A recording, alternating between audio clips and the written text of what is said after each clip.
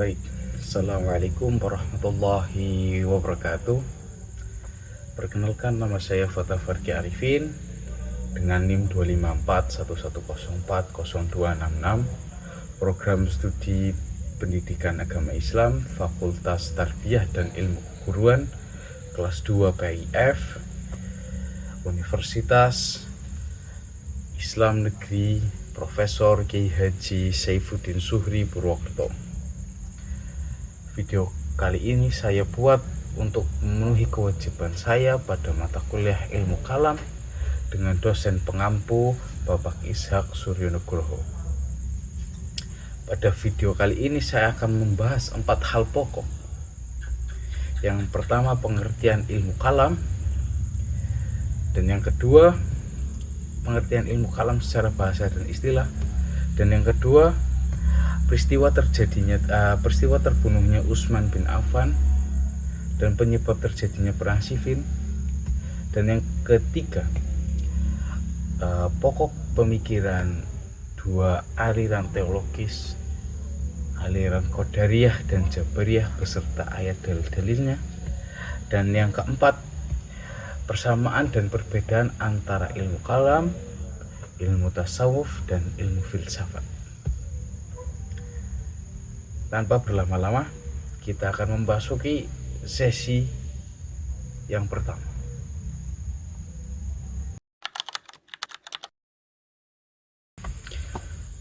Apa sebenarnya ilmu kalam itu? Yang dimaksud ilmu kalam itu apa? Kalau kita dilihat dari sisi bahasa, kata kalam yang berasal dari bahasa Arab yang memiliki arti perkataan, ucapan, atau suatu pembicaraan, tapi maknanya tidak sesederhana itu.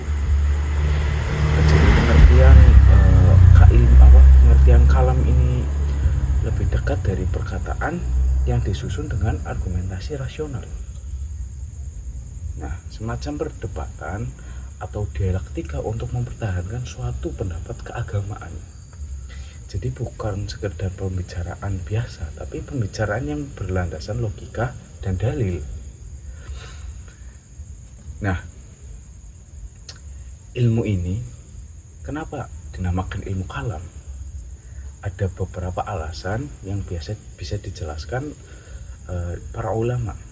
Salah satunya karena pembahasan paling masyhur dan paling diperdebatkan ilmu ini adalah kalamullah, yaitu firman Allah. Yang dimaksud firman Allah ini adalah Al-Quran. Jadi yang diperdebatkan antara Al-Quran ini makhluk dan atau bukan makhluk jadid atau makhluk qadim. Nah, perdebatan ini sangat terkenal pada masa Mu'tazilah dan menjadi salah satu alasan ilmu ini disebut ilmu kalam. Sekarang kita masuk ke pengertian secara istilah. Ada lagi nih, secara istilah ilmu kalam adalah ilmu yang membahas tentang akidah atau keyakinan dasar dalam Islam dengan menggunakan dalil-dalil akli, yaitu dalil yang bersumber dari akal atau rasio pikiran, sekaligus dalil nakli, yaitu dalil yang bersumber dari Al-Quran dan hadis. Tujuan yang menetapkan kebenaran akidah Islam dan sekaligus membantah argumentasi pihak-pihak yang menyimpang darinya, dari pengertian asalnya itu sendiri. Ilmu ini sebenarnya punya beberapa nama lain yang sering kita dengar juga, misalnya ilmu tauhid, karena pembahasan utama adalah kebesaran, keesaan Allah, keagungan Allah. Ilmu usuluddin, karena membahas asal usulnya agama, karena semuanya pokok dasar agama. Dan juga menyebut ada yang juga menyebut dengan ilmu teologi Islam, karena pada pendanaan dari istilah teologi dalam tradisi keilmuan Arab, jadi sumber-sumber ilmu barat gitu. Jadi kalau saya simpulkan, ilmu kalam itu adalah ilmu yang mempelajari dasar-dasar keyakinan dalam Islam, dipertahankan dan dijelaskan lewat argumen, secara pemikiran atau dengan landasan dalil-dalil sebagai bentuk pembelaan terhadap kaidah dari dari berbagai paham yang menyimpang. Jadi kita harus memegang pengertian dan apa itu ilmu kalam itu harus tahu, karena itu dasar-dasar agar tidak menyelewengkan ke dalil-dalil yang menyimpang.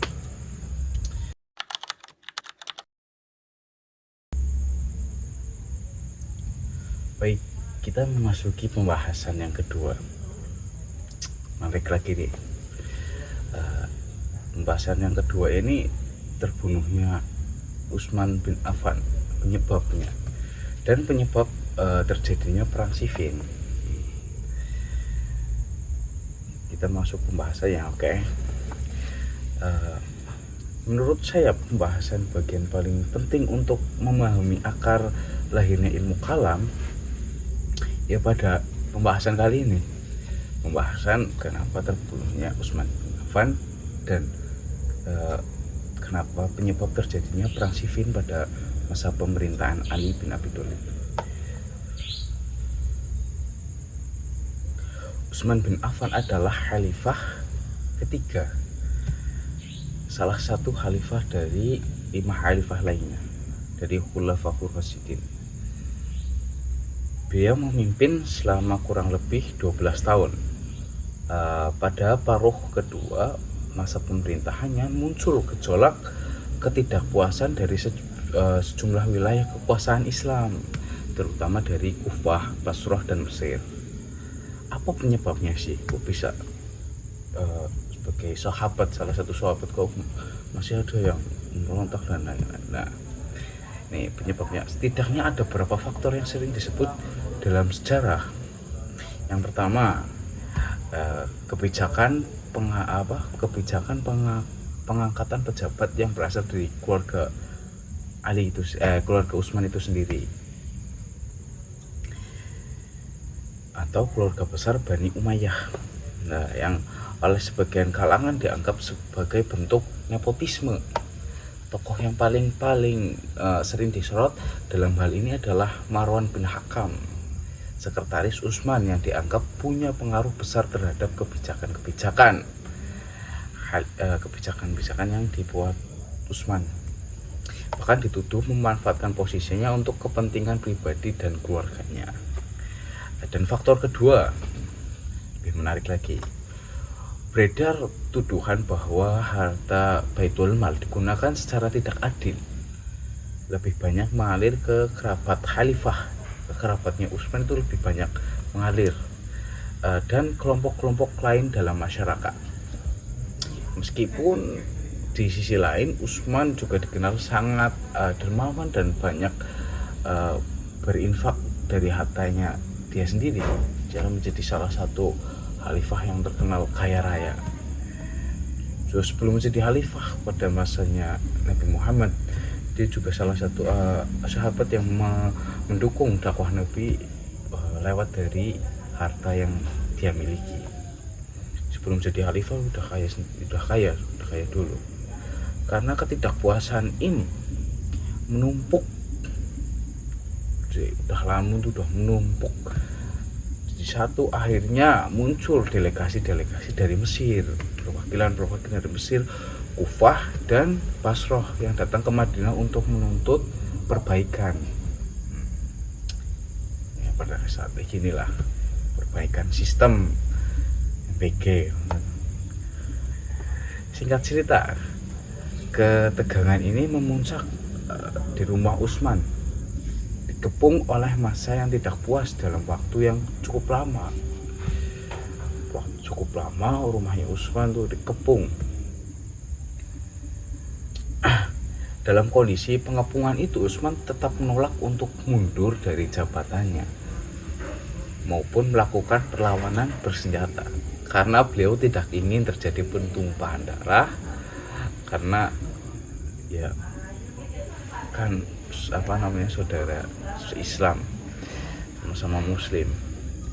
Sampai akhirnya pada tahun 35 Hijriah atau sekitar 656 Masehi, Utsman bin Affan terbunuh dalam rumahnya sendiri. Nah, dalam terbunuhnya ini sangat istimewa sekali. Pada saat beliau membaca Al-Quran, dia terbunuh. Nah, kematian ini bukan akhir masalah, justru dari titik awal dari konflik paling besar dalam sejarah Islam. Setelah Utsman wafat, masyarakat Madinah membaiat Ali bin Abi Thalib sebagai khalifah keempat. Tapi posisi Ali saat itu sangat sulit karena para pembunuh Utsman belum tertangkap dan belum dihukum. Sementara situasi politik sedang sangat kacau. Dan Ali butuh waktu untuk menstabilkan pemerintahan sebelum bisa memutuskan kasus ini secara hukum. Nah, ini banyak polemik nih. Setelah terbunuhnya Utsman bin Affan, itu banyak polemik juga terjadi. Ada dari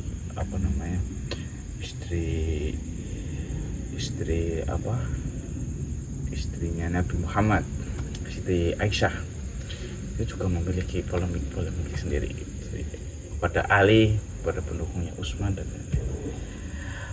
Para pembunuh Utsman belum tertangkap dan belum dihukum. Nah,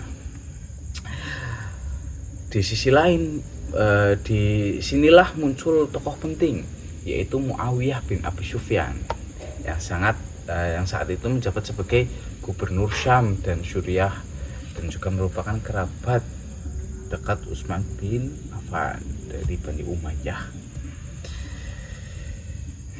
Muawiyah menuntut agar Ali segera menyusut kasus dan menghukum para pembunuh Utsman.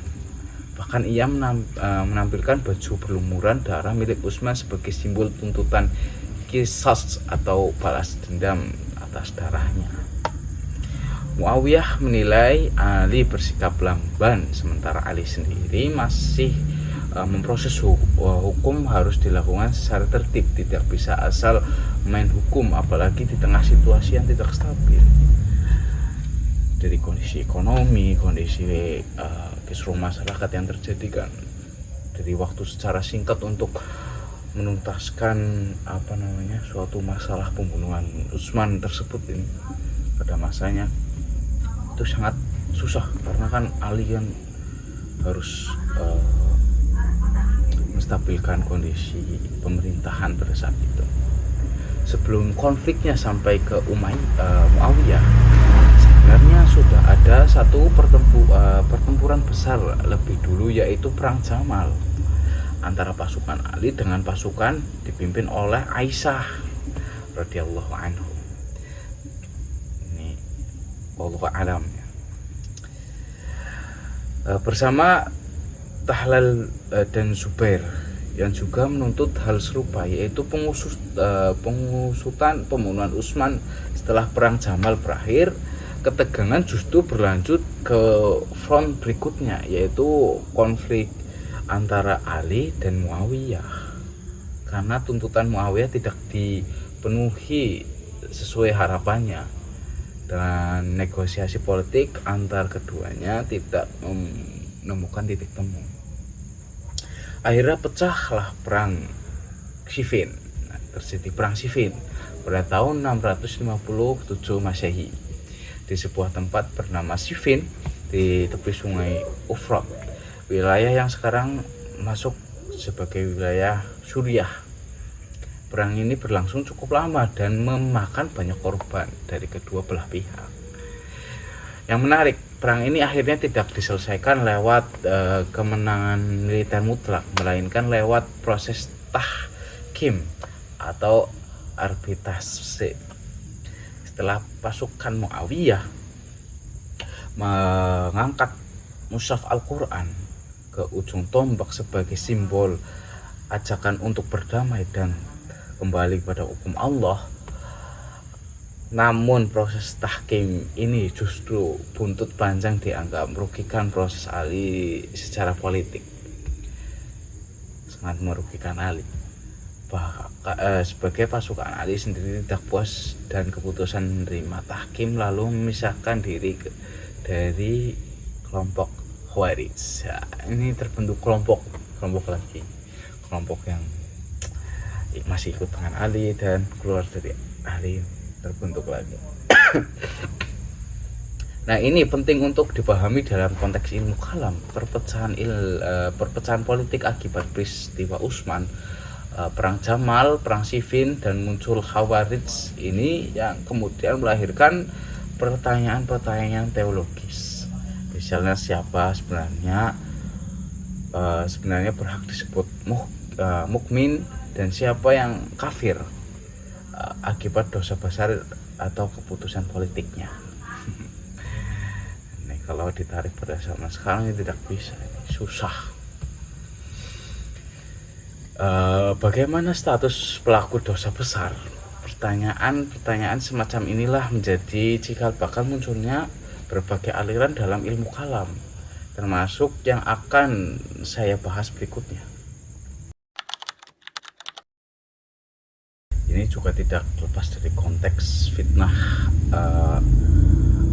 fitnah politik yang tadi, konteks perdebatan yang berkembang pada masa konflik tadi,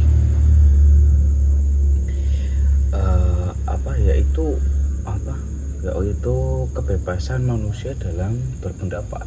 Nah, ini banyak setelah terjadi konflik fitnah politik tadi,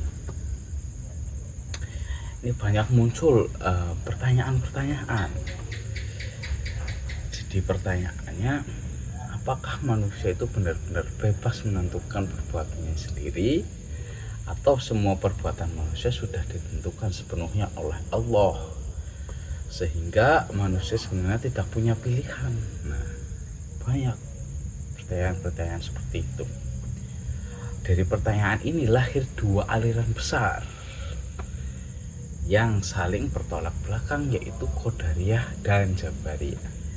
Baik, kita akan memasuki pembahasan aliran Qadariyah dan aliran Jabariyah. Nanti kita mulai dari aliran Qadariyah. Qadariyah adalah aliran berpendapat bahwa aliran yang berpendapat bahwa manusia memiliki kebebasan dan kemampuan penuh untuk menentukan perbuatannya sendiri, baik perbuatan baik maupun perbuatan buruk, tanpa campur tangan Allah atau intervensi yang langsung dari Allah dalam tindakan yang dilakukan. Dalam pandangan kali ini, manusia dianggap punya semacam free will, kebebasan atau kehendak bebas. Salah satu tokoh yang dikenal sebagai pencetus paham ini adalah Ma'bad al-Juhani. Kelompok Qadariyah berdasarkan pendapatnya pada beberapa ayat Al-Quran. Salah satu yang paling sering dijadikan rujukan oleh aliran Qadariyah yaitu dalam Al-Quran, dalam Al-Quran, yaitu surat Ar-Ra'd ayat 11, yang pada inti pembahasan makna tersebut menjelaskan bahwa Allah tidak akan mengubah keadaan suatu kaum sampai kaum itu sendiri yang mengubah apa yang ada pada diri mereka. Ayat ini dipahami sebagai dalil bahwa perubahan nasib manusia tergantung pada usaha dan pilihan manusia itu sendiri, bukan semata-mata ketentuan yang dipaksakan oleh Allah.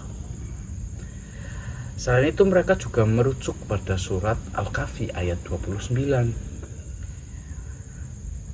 dengan arti inti pembahasan yang disampaikan bahwa kebenaran datang dari Allah dan siapa yang mau beriman silahkan beriman, siapa yang mau kafir silahkan kafir. Ayat ini dipahami sebagai bentuk pengakuan adanya pilihan kebebasan pada diri manusia dalam melakukan atau menentukan jalan hidupnya.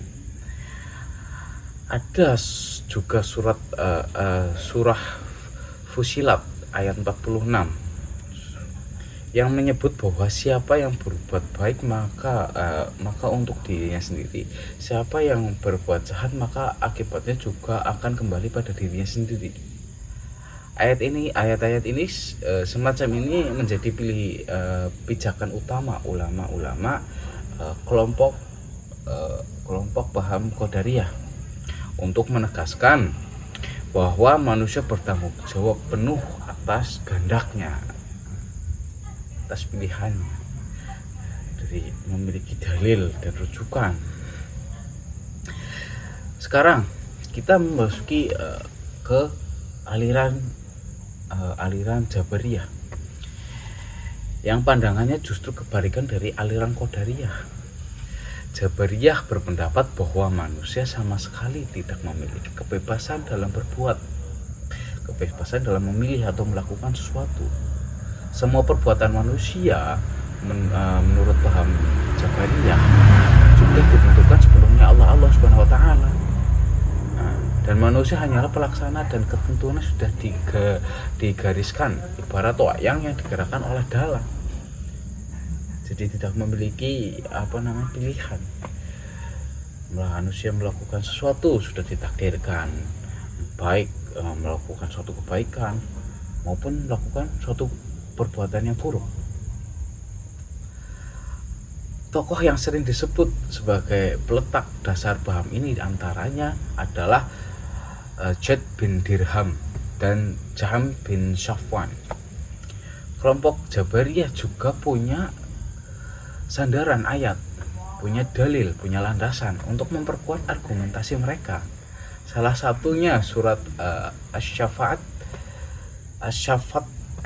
ayat 96, Asy-Syafat, yang menyebut bahwa Allah lah yang menciptakan kalian dan apa yang kalian perbuat. Ayat ini dipahami oleh aliran Jabariyah bahwa perbuatan manusia pun adalah ciptaan Allah, sehingga manusia tidak benar-benar menjadi pencipta atas kehendaknya sendiri. Mereka juga merujuk pada surat Al-Insan ayat 30 yang menjelaskan bahwa manusia tidak bisa berkehendak kecuali atas kehendak Allah. Dan ada pula pada surat At-Takwir ayat 29 dengan kandungan bahwa yang serupa dengan kandungan makna yang serupa, bahwa kehendak manusia pada akhirnya tunduk pada kehendak Allah, Tuhan semesta alam. Nah, jadi kalau kita bandingkan antara Qadariyah menekankan pada kebebasan dan tanggung jawab manusia atas perbuatannya, sedangkan Jabariyah menentukan pada kemutlakan kekuasaan kehendak Allah atas segala sesuatu yang dilakukan, termasuk perbuatan yang buruk maupun yang baik. Dua paham ini lahir dari upaya menjawab personal teologis yang sama, yaitu soal qada dan qadar. Tapi berangkat dari penekanan dan penafsiran ayat-ayat yang berbeda, perdebatan semacam inilah yang nantinya melahirkan aliran-aliran teologis yang lebih kompleks dalam ilmu kalam, seperti Mu'tazilah, Asy'ariyah, dan Maturidiyah, yang masih mencoba mencari jalan tengah untuk memperkuat salah satu posisi ini. Yang kita kenal dari Asy'ariyah, di pendapatnya perbuatan baik berasal dari Allah Subhanahu wa taala dan perbuatan buruk yang berasal dari manusia itu sendiri. Paham-paham inilah yang masih diperdebatkan. Wallahu a'lam.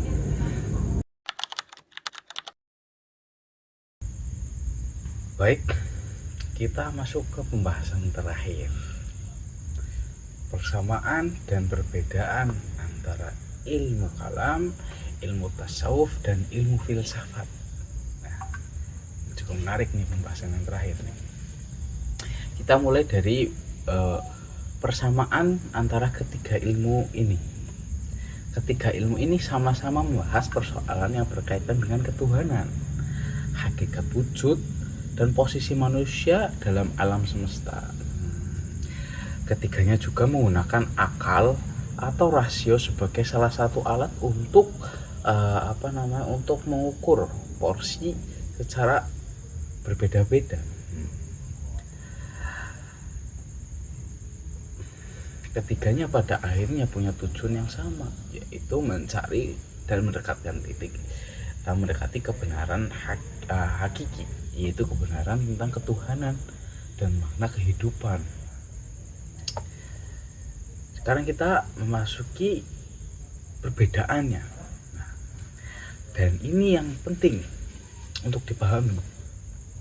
Ilmu kalam itu pendekatan argumentatif dan apologetik. Artinya, ilmu ini digunakan untuk mempertahankan dan membela kaidah Islam dengan perbedaan, dengan pendapat, perdebatan, dengan perdebatan melawan paham-paham yang dianggap menyimpang. Jadi sifatnya lebih ke arah pembuktian dan pembelaan rasional terhadap keyakinan yang sudah ada. Sedangkan tasawuf pendekatannya beda lagi. Tasawuf lebih menekankan pada pengalaman batin menyucikan jiwa, ataupun tazkiyatun nafs, dan upaya mendekatkan diri kepada Allah melalui jalan rasa, melalui jalan batin, bukan semata-mata secara logika rasional. Dalam tasawuf dikenal istilah zauk.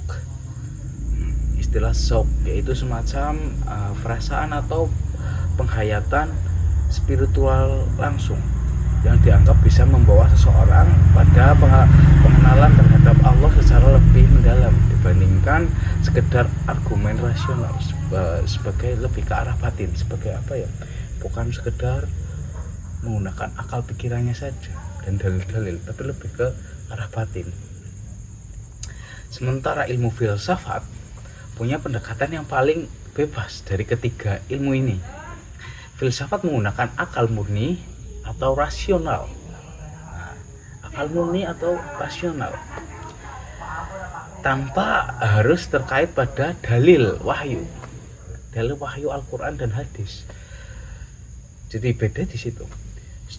Perbedaan dari antara ketiga ilmu kalam menggunakan rasio dan dalil-dalilnya, ilmu tasawuf lebih ke arah batin, sedangkan ilmu filsafat hanya menggunakan rasio tanpa ada dalil atau bukti-bukti.